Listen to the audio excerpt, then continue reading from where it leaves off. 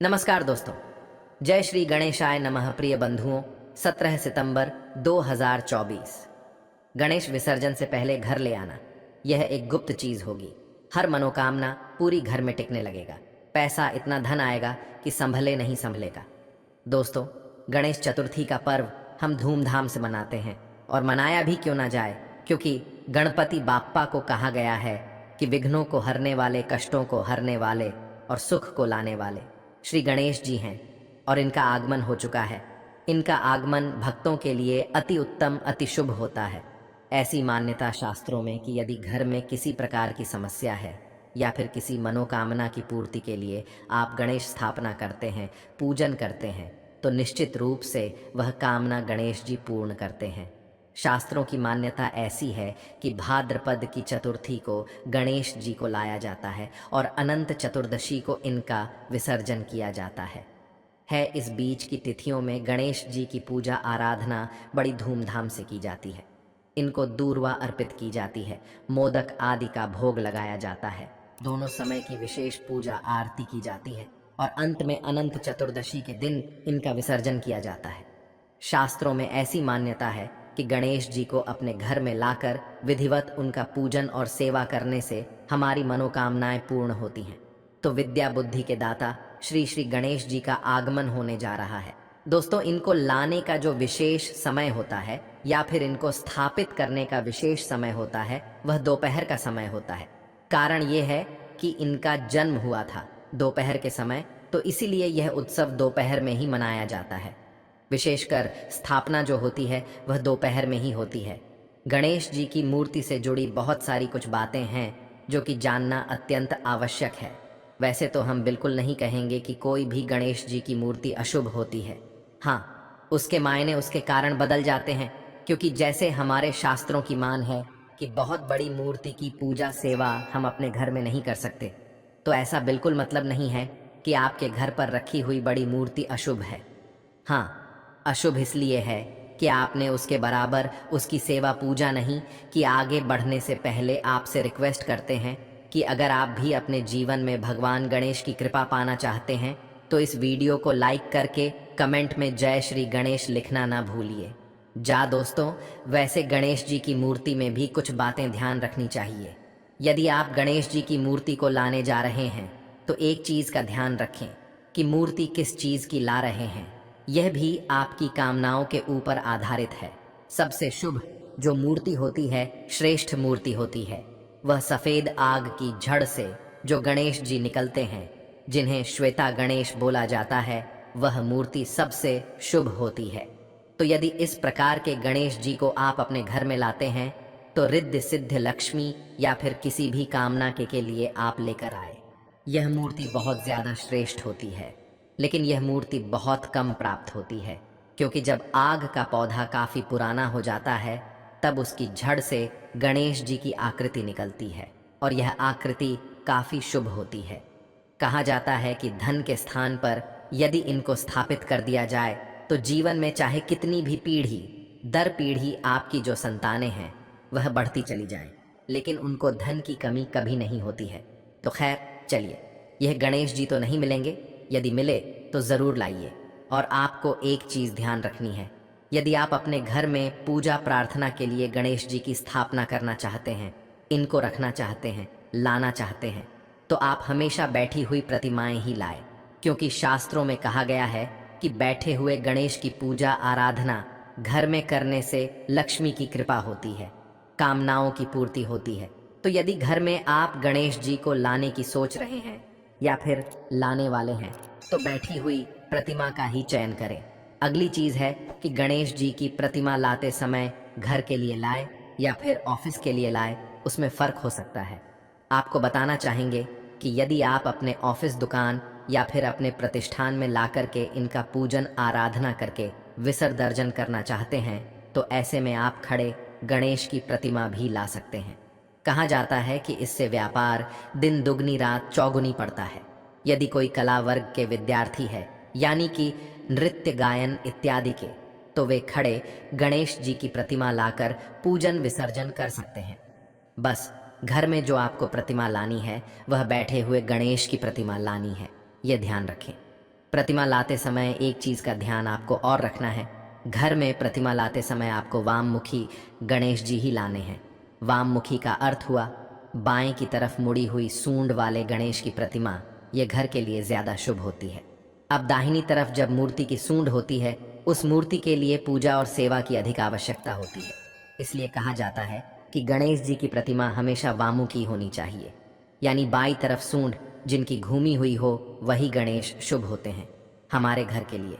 अन्यथा जो दाई तरफ सूंड वाले गणेश होते हैं वह जल्दी रुष्ट होते हैं। यदि हमसे कोई भूल हो जाए तो रुष्ट होते हैं। अभी इसका अर्थ आप यह बिल्कुल ना समझे कि गणेश की प्रतिमा किसी के लिए कल्याणकारी नहीं होती है। ठीक वही बात जो कि हमने आपको उदाहरण से समझाई कि बड़ी मूर्ति भी श्रेष्ठ होती है, लेकिन हम घर में नहीं रख सकते क्योंकि हम उनकी उचित पूजा सेवा आराधना नहीं कर सकते। उसी तरह जो दाएं तरफ सूंड वाले गणेश जी होते हैं, उनको अत्यधिक सेवा प्रार्थना की ज़रूरत होती है जो कि हमसे नहीं हो पाती है। तो इसलिए एक नियम बनाया गया है कि गृहस्थ धर्म योद्धा करना चाहिए, फिर विसर्जन करना चाहिए।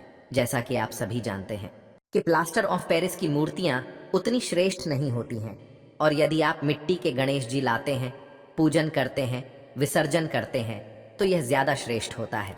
यदि आपको इस तरह की गणेश की प्रतिमा मिले तो अधिक श्रेष्ठ है। अब बात करते हैं रंग की, किस रंग के गणेश जी की प्रतिमा लाना आपको बहुत शुभ होगा। तो देखिए, केसरिया रंग के गणेश की प्रतिमा लाते हैं तो सर्व सुखदायक केसरिया रंग के गणेश होते हैं। दूसरी चीज, हरे के रंग के गणेश की प्रतिमा भी रखी जाती है।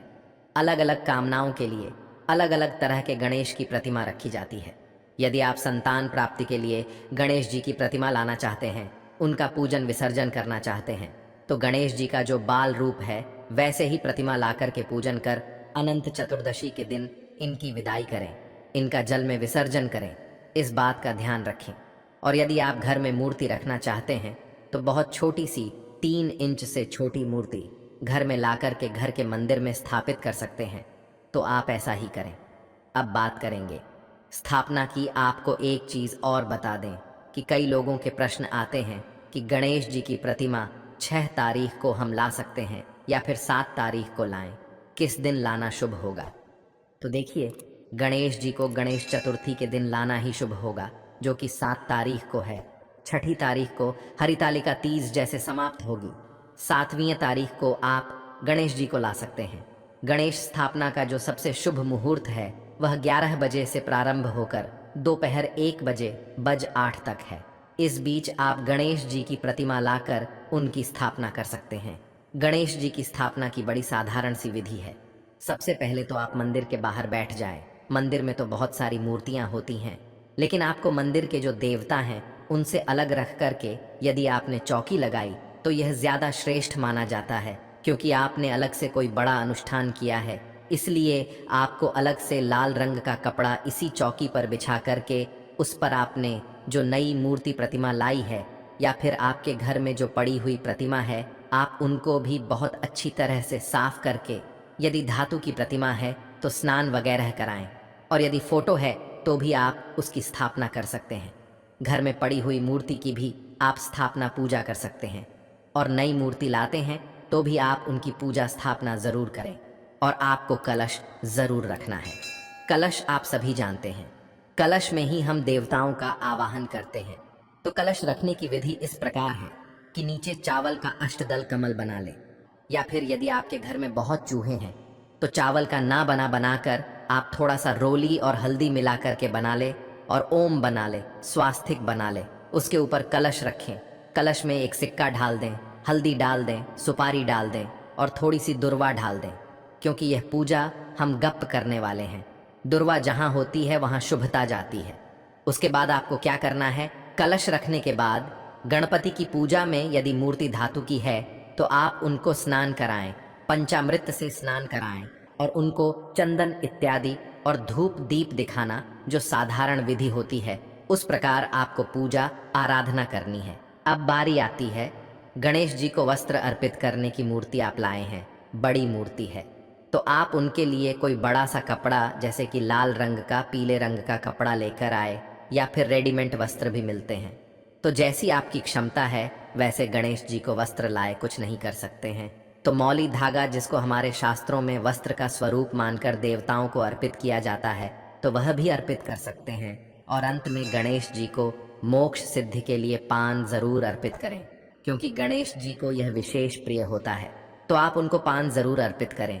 पान में आप एक पान का पत्ता ले दो, लौंग 2 इलायची रख करके, और जब गणेश जी का पूजन हो जाए उनको भोग लगाए। भोग में आपको पता है गणेश जी को लड्डू, मोदक इत्यादि बहुत पसंद है। आप घर में विशेष प्रिय व्यंजन बना करके भी इनको भोग लगा सकते हैं। पूरे दिन यदि आप घर में व्यंजन बनाकर भोग लगाते हैं तो वह बहुत शुभ होगा। पूरे दिन का अर्थ यह बिल्कुल नहीं है। जितने दिन गणेश जी की स्थापना होती है, आपको उतने दिन के लिए ही गणेश जी को लाना है। आप 1 दिन के लिए भी ला सकते हैं, 3 दिन के लिए, सवा दिन के लिए, 5 दिन के लिए, 5वां दिन के लिए भी गणेश जी को ला सकते हैं। और 1 दिन के लिए भी आप गणेश जी की पूजा कर विसर्जन कर सकते हैं। इनकी ये छोटी मूर्ति है तो आप घर में भी इन्हें रख सकते हैं। उन्हें दूर्वा की माला अर्पित करें।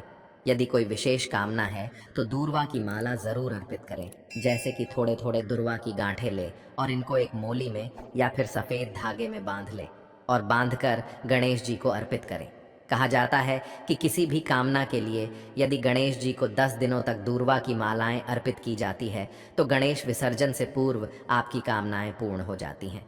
बच्चे का मन यदि पढ़ाई में नहीं लगता तो रोज़ गणेश जी को भोग स्वरूप हरी से इलायची चढ़ाएं और हरी इलायची चढ़ाकर अपने बच्चे को प्रतिदिन चाय में, दूध में, किसी भी चीज़ में डालकर खिलाएं। इससे बच्चा कुशाग्र बुद्धि का होता है।